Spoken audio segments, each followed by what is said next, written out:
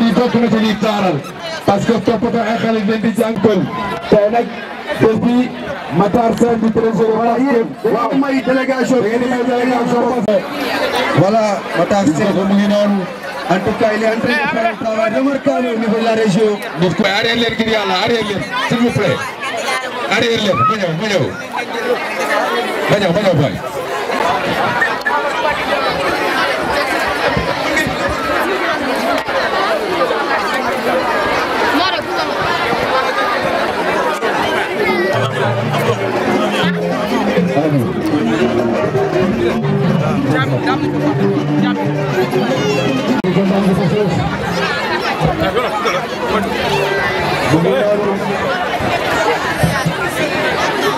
Matar Sène mi ngi noonu seen taali Demba Sène waa baa ngi noonu li daw na waram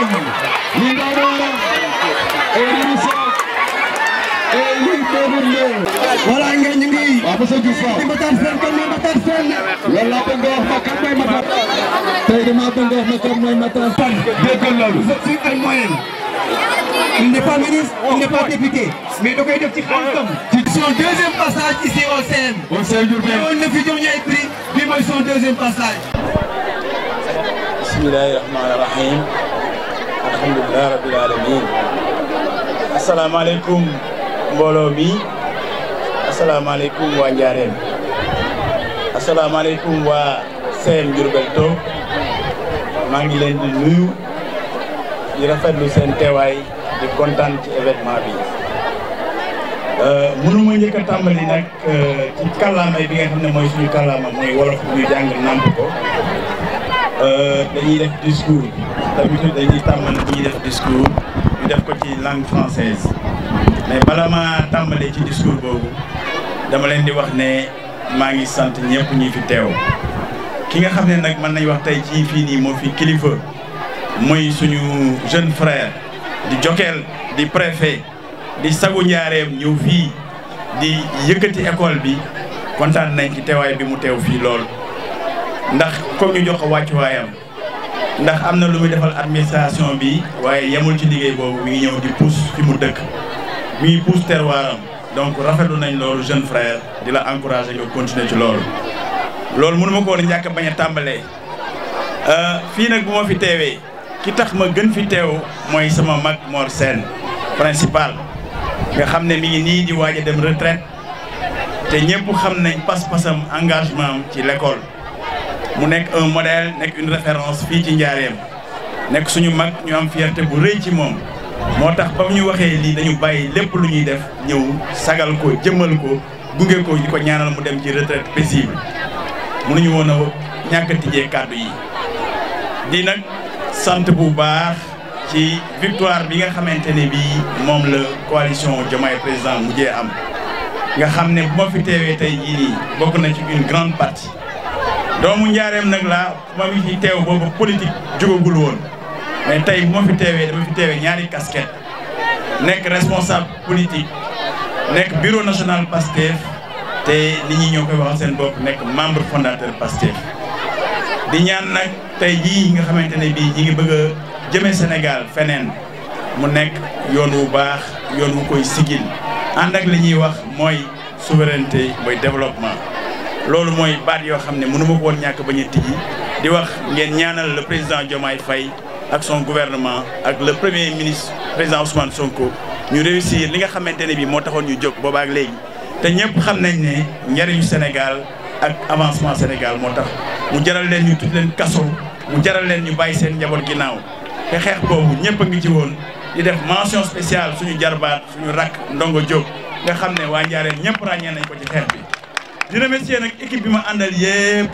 di remercier aussi corps professoral di remercier enseignants wu Njaaréem yëpp ndax seen pas-pas ak seen dëggu gis nañ ko loolu mooy kàddu yi ma mënoon ñàkk bañ a tijjee ci langue wolof bi nga xamante ne bii waruñu ko desal ginnaaw man nag maa ngi ñëw dem sama discours bi nga xamante ne bii dama ko préparé woon pour l'événement jërëjëf. Mesdames, Messieurs, en me faisant parrain de cette cérémonie solennelle, le CEM Diourbel Talk m'offre l'occasion de vivre un moment chaleureux de partage humain avec vous. Mesdames et messieurs, parents d'élèves, encadreurs, chers jeunes élèves, daignez accepter ici l'expression de toute ma reconnaissance et de ma profonde gratitude. Cet honneur suscite en moi beaucoup de sentiments, mais je n'en voudrais retenir qu'un seul, celui de fils du Baol, d'un vrai Baol fier de son terroir. J'y ai fait une bonne partie de mes études, ce qui m'autorise à vous parler en connaissance de cause de la vie d'apprenant dans cette belle région, temple du savoir, je dirais même des savoirs. Le temps de l'apprentissage fait partie des moments les plus heureux de la vie de l'humain. Je me rappelle encore avoir entendu, lors d'une discussion de prix, tomber des lèvres du proviseur cette formule désespérante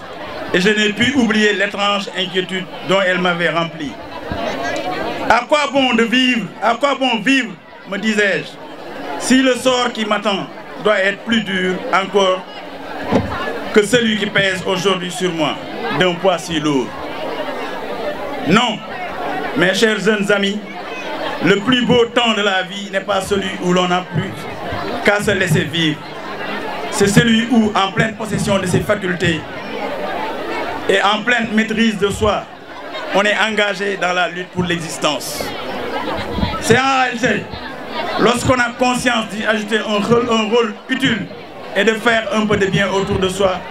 selon les moyens dont on dispose et la situation qu'on s'est faite par soi-même, de par ses efforts libres et volontaires. Vous avez toutes les raisons d'espérer. L'avenir vous est ouvert. Et il sera pour vous ce que vous en ferez.